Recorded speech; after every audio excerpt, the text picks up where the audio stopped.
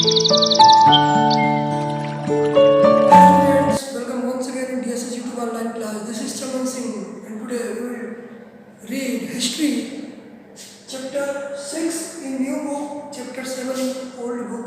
I told you earlier. Student, the name of chapter is New Question and Ideas, and this is our part 2nd video. Student, in this video we will discuss the next topic, that is Upanishad. Student, around Lord Buddha's time, there were many other thinkers who also wanted to know the truth of life. They wanted to know the difficult questions of life and death.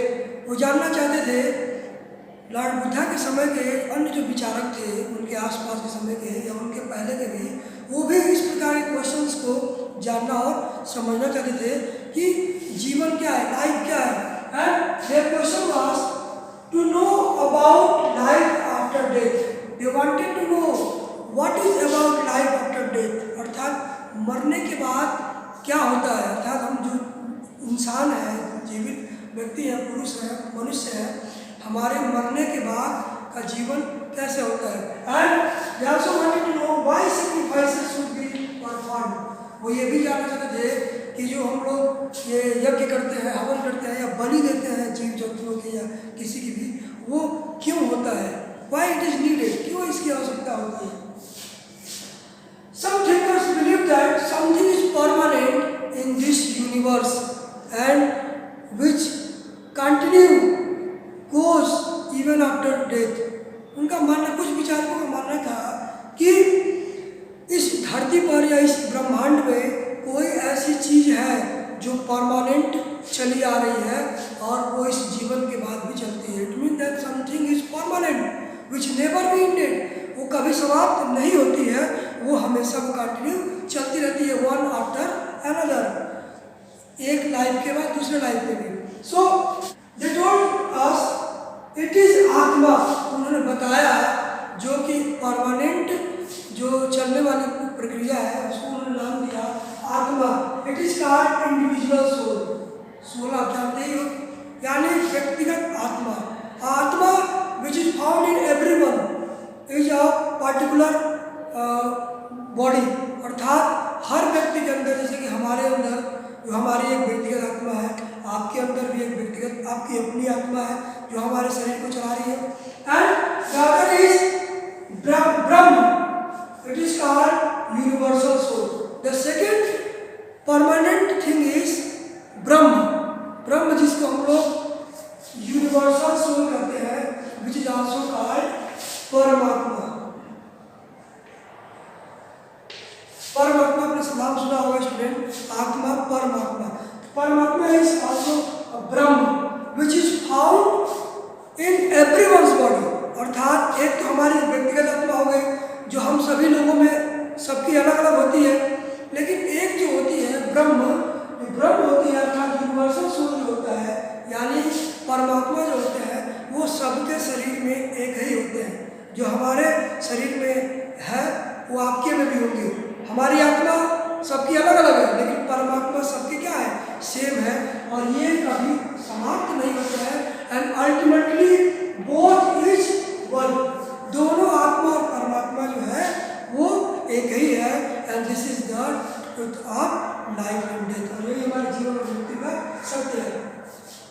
All the ideas were recorded in Upanishad and found in later Vedic text also. ये जितने भी ideas हैं, इस प्रकार के विचार हैं earlier time के थिंकर्स के, स्कॉलर्स के, दीज आर रिकॉर्डेड इन उपनिषद. इन्हें उपनिषद में और लेटर वैदिक टेक्स्ट में, अर्थात बाद के वैदिक काल में इसको रिटन आउट किया गया, इसको कंपोज किया गया. Now Upanishad, now the meaning of Upanishad is it is literally mean that approaching and sitting near the gurus. The meaning of Upanishad is approaching, अर्थात पास में जाना, and sitting near the gurus, अपने गुरु के करीब बैठना. And also held conversations about different types of questions and answers or in the form of dialogues between teachers and students. Student, अर्थात जो उपनिषद है इसमें जो है गुरु और शिष्य, जो शिष्य है गुरु के समीप बैठते हैं और गुरु के साथ डायलॉग के रूप में अर्थात बातचीत के रूप में वो क्या करते हैं, अपने सवाल और जवाब को, प्रश्नोत्तर को रखते हैं और जो ज्ञान प्राप्त करते हैं. Okay, now thinkers were especially men. If we talk about the earlier time thinkers, they were probably men like Brahmins और राजास. जो उस समय के जो विचारक होते थे मोस्टली या तो ब्राह्मण होते थे या राजा होते थे. And rarely we can see the women thinkers or scholars like Gargi. Gargi was one of the famous scholar or wise woman in that time. She was very intelligent woman and she also took participate in the royal assemblies with male or with male scholars. Okay, now poor people were not allowed to take part in such discussions or in such assemblies except few of the examples. अर्थात अगर बात करें गरीब लोगों की तो गरीब लोगों को इस प्रकार की सभाओं में या इस प्रकार के वाद विवाद में इनको आने का अधिकार नहीं था. कुछ एक एग्जाम्पल को छोड़ करके, for example Satyakam जावाला was a slave man and the son of a slave woman Javali. He was very intelligent since his childhood and he wanted also know the reality of life. So he became the student of a Brahmin guru whose name was Gautama. अर्थात ये गौतम ऋषि एक ब्राह्मण ऋषि थे. उनके ये एक slave अर्थात ये गुलाम और दास सत्यकाम जावाल थे जो उनके शिष्य बने and in later became a very famous thinker of that time.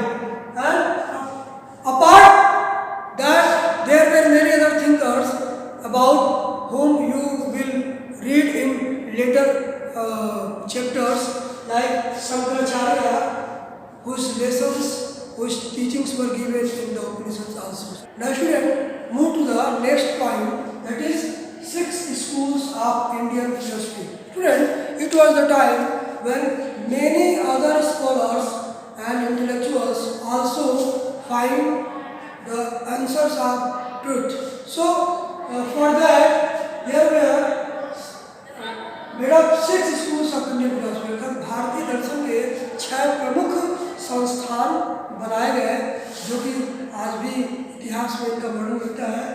And this Indian intellectual exploration of truth has come to be represented by 6 system of philosophy. अर्थात भारतीय दर्शन के बारे में जो उसका सत्य है, जो उसके विचारधारा है, उसके बारे में भारतीय दर्शन के 6 प्रमुख विद्यालयों का नाम आता है जिसका निर्माण विभिन्न उस समय के विभिन्न थिंकर्स यानी जो विचारक थे, सेठ थे, साधु महात्मा थे, उनके द्वारा किया गया. These schools are Vaisheshika. Students, the same who founded such schools, also I mentioned the name with them. Vaisheshika is founded by the Sheikh Kurad. Nyaya, the other school, founded by Sheikh Gautam. The third, Samkhya, founded by Kapil, and Yoga, founded by Patanjali. You have heard. And Purva Mimamsa is founded by Jaimini. Vedanta or Uttar Mimamsa, and this founded by Rishi Vyas respectively. It means that all these 6 schools of Indian philosophy founded by these 6 Sheikh यानी इन 6 ऋषियों मुनियों द्वारा in different generation these schools were set up or founded. And about their ideology, one of the German origin British Indologist. Student Indologist means a person who studied about Indian culture, person was Friedrich Max Müller. Friedrich Max Müller, who born in Germany and later shifted into England, and he was a British Indologist who observed that these 6 systems were developed over many generations. He told that all these 6 schools of Indian philosophy were not developed at the same time or at the same era. They were developed at different generations. It means that it had difference in their setup.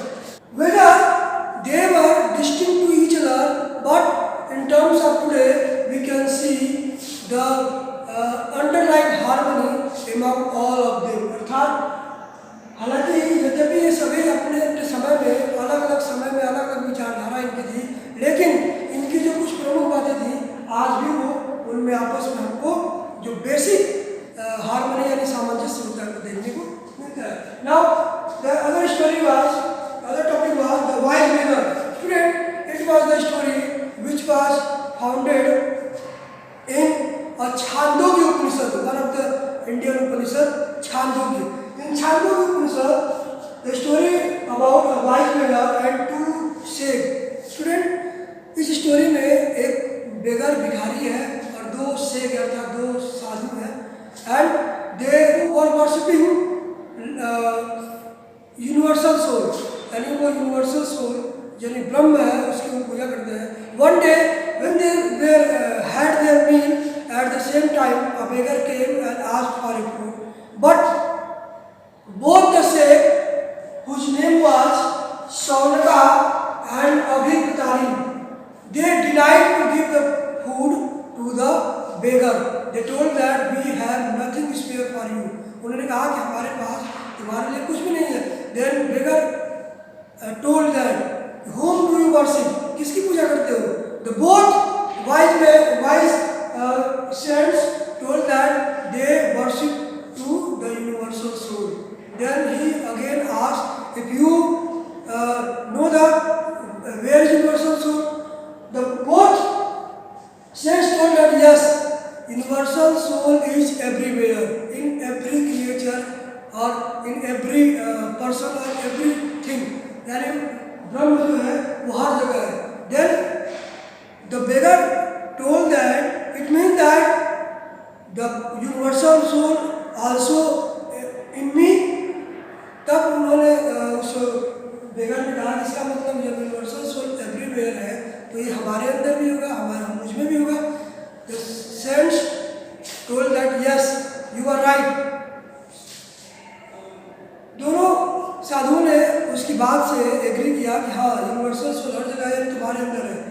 Then beggar told that if you know that universal soul is also inside me and you are denying to give the food to me, it means that you are not denying to give the food to me, but you are denying to give the food to your universal soul.